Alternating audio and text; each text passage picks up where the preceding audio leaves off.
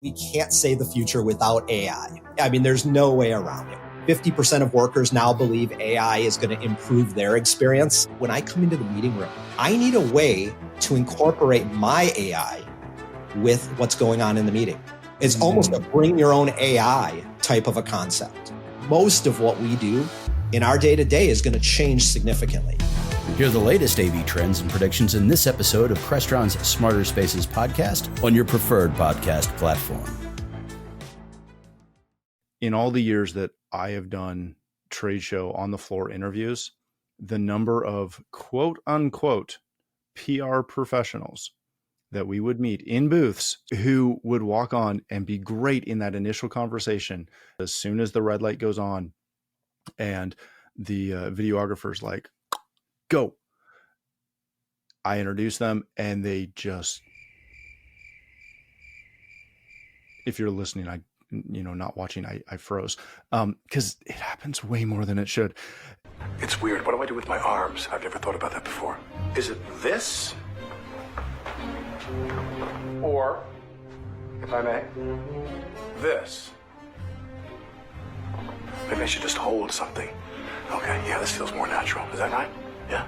On this episode of ResiWeek, we talk Google's Thread streamer, being a camera-ready team, and the CEDIA keynote. All this and more on this episode of ResiWeek. This is ResiWeek, episode 444. It's part psychology. Welcome to this episode of ResiWeek. This is your weekly roundup of all the latest news and stories for the residential AV industry. I'm your host, Matt D. Scott for AVNation.tv. And this week, I'm pleased to be joined by three of my good friends. First, we have Mr. Michael Short. He's the Senior Director of Marketing for Residential over at Crestron. How you doing, Michael?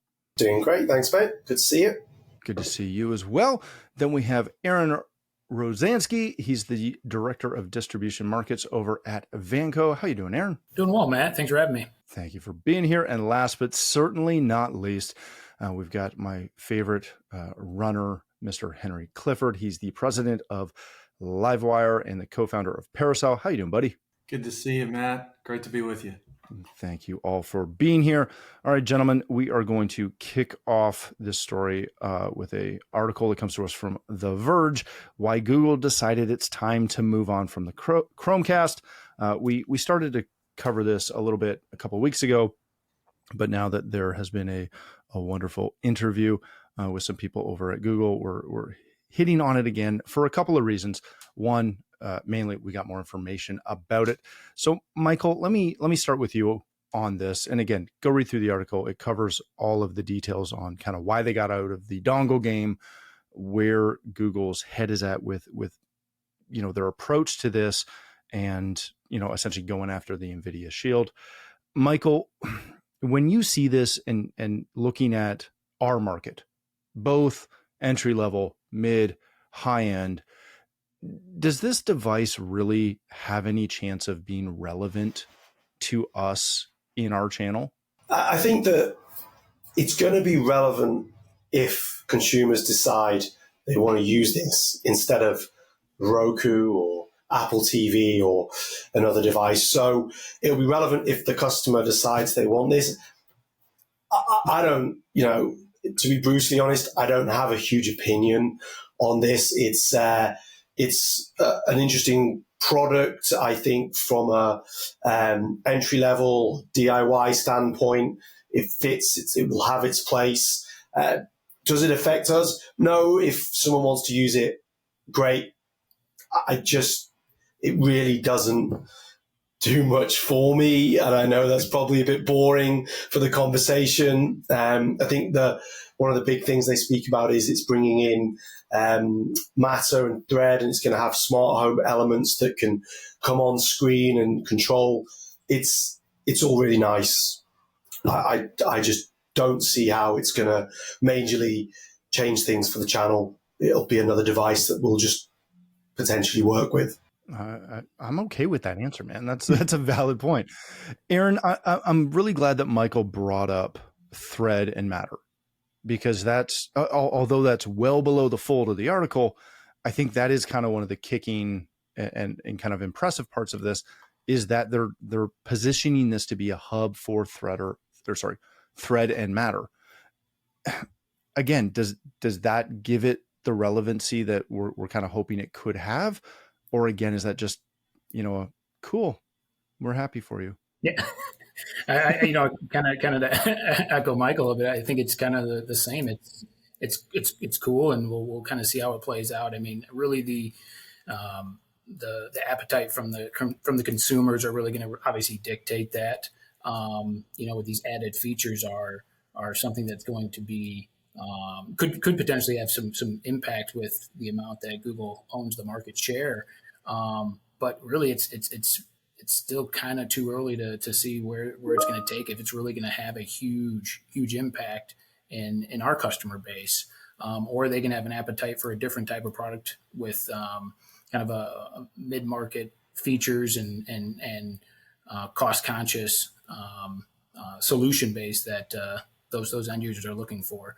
So really, it's going to, some time's going to tell, if this is really going to impact. But right now, I mean, same with Michael. I think it's a little too early, and is it really going to have a great impact? I don't think so.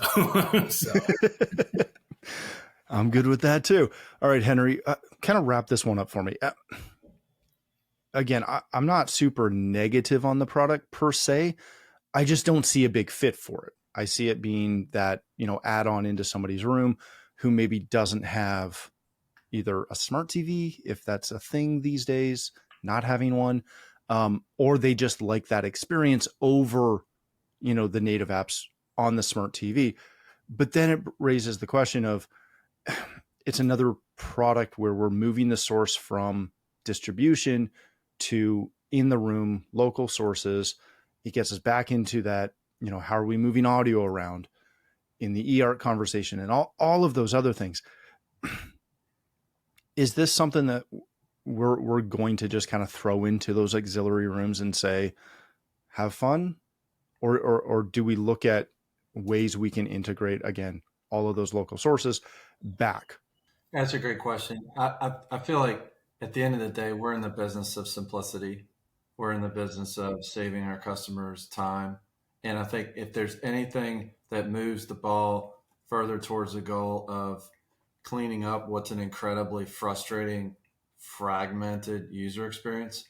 I mean, I can't even imagine trying to get my music and somebody saying, well, that song's only available on this service. It's a nightmare right now. So I think there's fertile ground to be plowed. I mean, even in the best of time, like take a streamer that we're all happy with, like the Apple TV, or somewhat happy with, it's still a nightmare hopping around. So if Google comes in and brings a box that makes it easier, people are going to flock to that. Like that is what you see time and time again, is people will flock to slightly much lower fidelity experiences that are simpler and easier to use. So Google's a data company. Google's interested in understanding user behavior. So if they don't get it right on this one, they will try again, as long as it's a priority for them. I also feel like this is the first whiff I'm now seeing of AI actually trying to do something in this kind of, at Netflix, they said they have 8-foot guy and 6-foot guy and sort of 8-inch. So in this family room experience, AI now starting to do something. I don't know what the something is, but if they're paying attention, I always see it like, it's sort of like us arguing about the evil eye of Sauron, right? Like, what do you think of the eye? I don't know. But the eye's there. So if it's a priority for them, they're going to keep at it, and they're going to throw dollars and smart people at it. But right now, I think it's a distraction, but the eye's there. Yeah, that's a good point. Aaron, I can't get over the eARC side of it, because I know that's where this is going to end up, of somebody throwing it on a display and then having it be less reliable than expected. And then they're going to blame the integrator and the system versus the, what is this, $99 or $5,000 Canadian? Where do we go from there? Yeah, I mean, the eARC it's definitely become more and more relevant, and the conversations you're hearing more about. More products are can support eARC, more formats available, And just like eARC, it has its challenges at times, right? Installers, we hear all the time through tech support of ARC problems, troubleshooting. eARC now is part of that conversation, and to bring solutions out to the market is extremely important. I mean, we'll be showcasing a phenomenal solution piece, an eARC extender at CEDIA here in a couple of weeks. Brand new product that allows the integrator some flexibility, a backup plan when eARC or ARC is having issues, whether through HDMI or optical. We have a solution that's going to give them both paths way to a solution and a fix for those situations. Smart TVs are obviously the forefront and being sold daily out there, and how to troubleshoot and provide that consumer, that end user, a quality audio experience are going to be products like the one we'll be showing here in a couple of weeks. So really excited to show that product. Please, come check out at the booth. But eARC is here. More and more are going to become available, and products need to be able to support that solution. And so we're excited. We're going to continue to bring out some of those solution-based products to give the tools needed for the installers out in the field. Yeah, that's a great point. All right, gentlemen, let's change topics for a second. This comes to us from Residential Systems, preparing your team for on-camera success. This is a great article from our good friend of the show, Katie McGregor Bennett, essentially giving you some key, and I specify key points in getting people on your team. Again, whether you're a manufacturer, a integrator, or whatever, getting your team members ready to do video, honestly, and be able to get their points across properly. Go read through the article. It is fantastic. I will say, present company completely excluded. In all the years that I have done trade show on the floor interviews, the number of quote unquote PR professionals that we would meet in booths, stop laughing, Michael, who would walk on and be great in that initial conversation. And then, as Katie points out, as soon as the red light goes on and the videographer's like, go, I introduce them, and they just, if you're listening, not watching, I froze, because it happens way more than it should. Aaron, when you read through this, how do you go about, ensuring that, again, we have CEDIA coming up. You're a manufacturer. Michael's a manufacturer. You guys will have people at your booth who want to interview yourselves, other people at the booth, et cetera. How do you go about, training your people up so that they're ready for those interviews, honestly, whether on camera or just, getting asked questions by attendees? Yeah, no, great question. Great article for people that haven't read it. Please do so, especially with CEDIA coming up. Preparation's big. I mean, having a plan, talking about whether it's a product or a category, a technology, just doing your research, building out a script, and putting the right people in place. You got your audio file, make sure they're talking about your audio product, right? Somebody talking about video distribution, somebody that is working with that type of product day in and day out. They're comfortable talking about it. You don't want to sound authentic. You want to be authentic when you're in front of that video. You want to be a real person. They don't want to see a robot talking about the product and pointing and doing this very robotic. They want an authentic person being passionate when they're talking about the solution or whatever the video is about. Just preparation is the big thing, from the script to putting the right person in place, and just be real in front of the camera. That's one of the bigger things is just be yourself, be authentic, and the sale will come through if you're prepared. Yeah, that's a great point. All right, Henry. Obviously, well, you're kind of a manufacturer, sort of, or a provider with Paracel, but I want to focus on the Livewire side for a second. When you're doing, say, either a training piece, a marketing piece in the office, right, and you're working with your staff, I would assume it kind of follows under the same thing that Aaron just went over.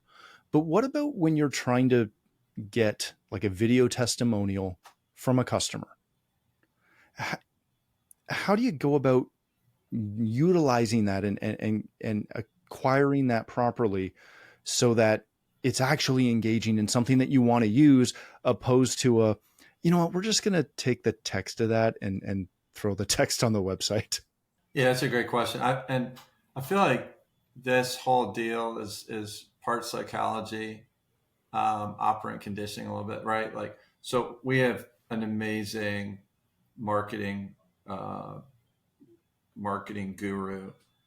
And one of the things I watch him do is he'll sort of engage in conversation, just a little warm chatter. It's almost like when the surgeon comes in, it's like, okay, now we're going to talk about the leg, and which leg is it again? Okay, we're going to be chopping this leg, just get them kind of warmed up. And then all of a sudden it's just behind the scenes. Oh, don't worry about that. That's just that little red light. And that's how I'll watch him kind of get, because to your point, Matt, very few folks are really dialed in towards extemporaneous delivery, right? It's the exception, not the rule. And I see the same thing, the sort of deer in the headlights, and it's somebody who will be great with you conversationally. And to your point, you turn a light on and then they're done for. The other piece I'm watching him do as well is he's using this format. So this session right now is using a tool called Riverside. So we're using that same tool actually to engage with customers or our own employees. Well, everybody since the pandemic has been on Zoom calls, and we're all sort of conditioned for that experience now. So we've all been mini broadcasters since then. And so he's using that sort of Zoom format to immediately put the person at ease. So I thought the article was great. And I pulled a lot of useful information about it, and I hope everybody reads it. But that's how we do it in house, and we try to publish and shoot all our video content once a month for the entire month, just so we're not distracting schedules. But just like everybody else, there's always room for improvement. Yeah, that's a good point. All right, Michael, wrap this one up for us before we move on. Is there anything else that we've overlooked when it comes to prepping and delivering a quality interview or a quality testimonial for somebody? Look, I mean, I'm going to be a bit harsh and maybe controversial here, but I think none of us in this industry, apart from you, are maybe made for TV and for interviews, and it's nothing that is going to be natural to everybody. So I would say, don't be afraid to let people say no. I've seen it all the time. We do it ourselves. We film at CEDIA.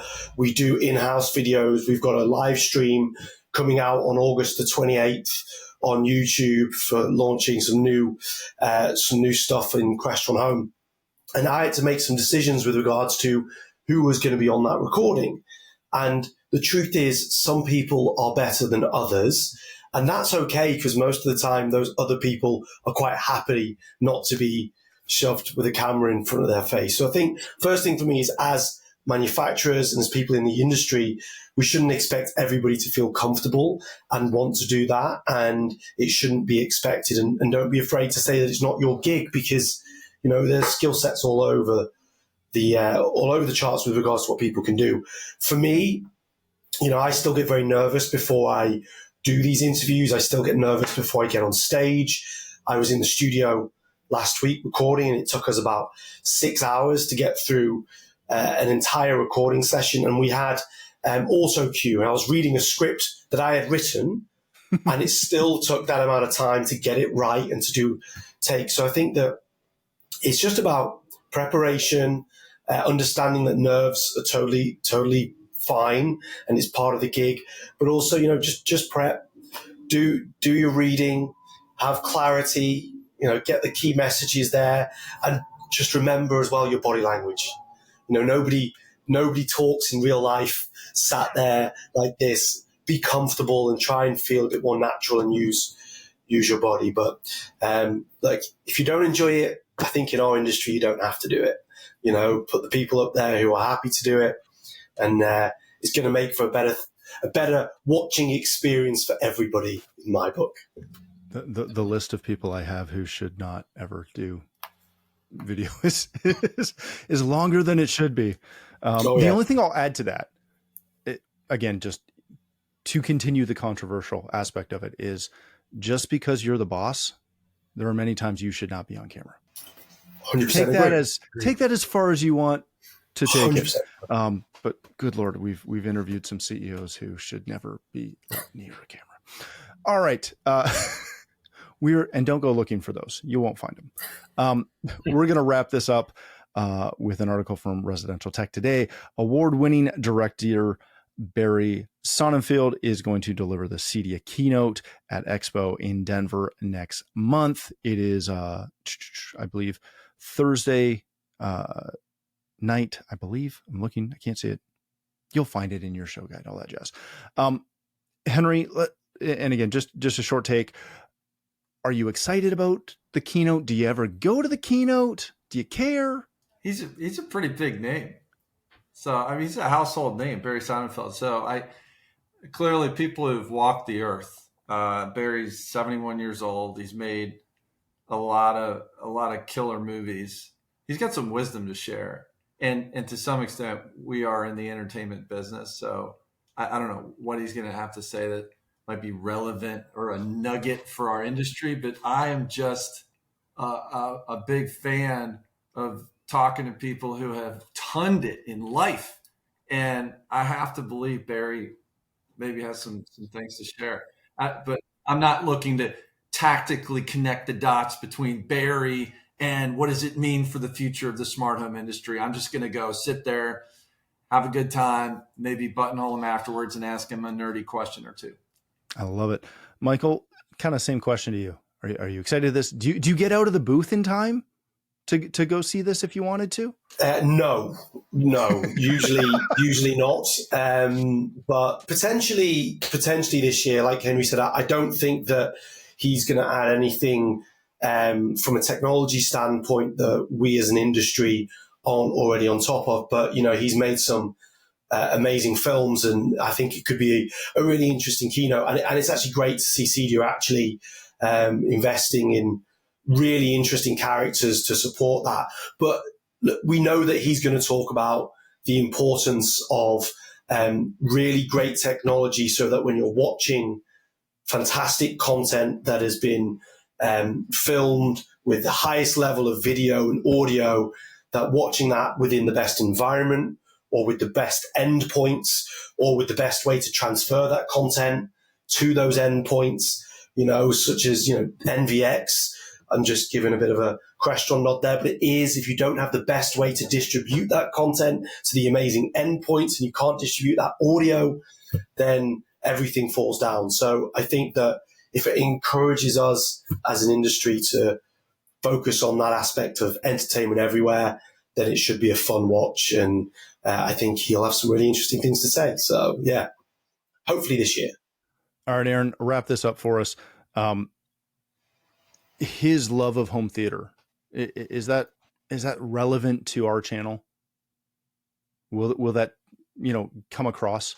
I hope so, just based on his obviously his many years of experience and where his background is at. His love of home theater, where we live in the CI world, talking about what goes into producing these films, directing these films, the quality that they use, and his passion when he goes home and wants to watch films and his content, hopefully can, you know, our customers, our installers can take some of those tidbits away of the quality that they should be showcasing to the end users, and talking about the passion that goes into these producers and filmmakers, that to really experience the full content and experience of what goes into them, needs to go into the equipment as well. so to experience it at its fullest. So, what you can get from your custom installer based on what you get at a retail store, is going to be completely different and should be worth listening to. So it's exciting that CEDIA is bringing somebody that's got a ton of experience, a lot of good insight into the passion that he's been working on for many, many years. I think a lot of people can get a lot of good information from such a well versed individual. That's a great point. All right, gentlemen, we are going to wrap it up there. Henry, thank you so much for joining us. If people want to connect with you, learn more about Livewire or Paracel, where can they do that? Online, all the socials, it's the same thing, at Get Livewire. And also a little plug, I'll be on a panel on Wednesday morning called Letting Go to Grow at CEDIA at the Mile High Ballroom. So come check it out. And it's going to be crazy. A little warm up for Barry.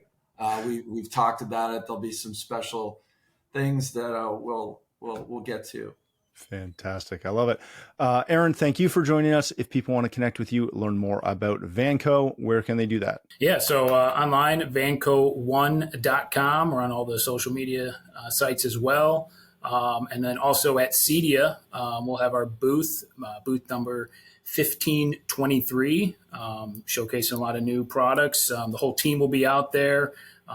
President, our engineers, marketing team. Love to show you all the cool new stuff that we'll be releasing here in the next few months and beyond. But come check us out, booth 1523. Very nice. All right, Mr. Short, if people want to connect with you, learn more about Crestron, visit you on the show floor, where can they do that? So head over to Crestron.com. And if you're coming to CEDIA booth 1901, we have a massive show this year, a ton of new stuff, loads of new features, good happy hour. If you want to DJ, we've even got a bring your own experience and you can come and DJ for us in the booth. So yeah, booth 1901, lots going on. Looking forward to it. That sounds so dangerous, and I love it.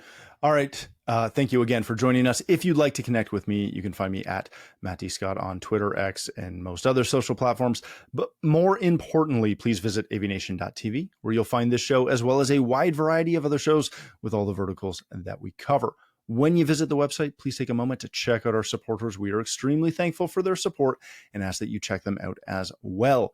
Thanks again for watching. That's all the time we have for this episode of ResiWeek,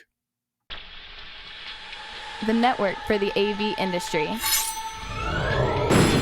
What are you listening to? This is AV. This is AVNation. This is AVNation. Hello, this is Steve Greenblatt, host of AVNation's Estate of Control podcast. Each month, Rich Fregosa and I explore trending topics related to control programming and automation in the audiovisual industry. We speak with a variety of AV professionals who share their perspectives, knowledge, and experiences. Please join us for this monthly conversation. Check out Estate of Control on avnation.tv or wherever you get your podcasts.